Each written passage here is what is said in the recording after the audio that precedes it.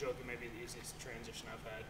Not a lot changed since I've left. I had a chance to work with Kelvin and Scott both, and most of the staff that's here, so it was easy to kind of slide back into things. But a lot of what I do, and Kelvin and Scott can probably say the same thing. There's a lot of stuff we do in conjunction with each other, but I'll kind of manage our recruiting database, where stuff is housed in terms of all the recruiting information, help out with our recruiting board with Scott to kind of manage that, keep it up to date for our staff.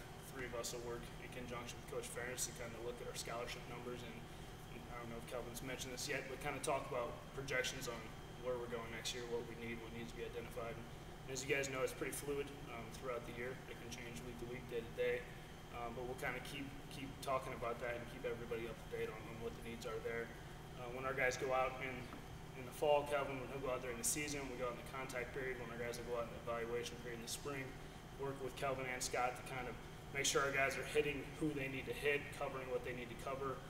Scott and I will be in the office when those guys are out, since we can't go out, and we'll field a lot of calls, kind of just direct traffic.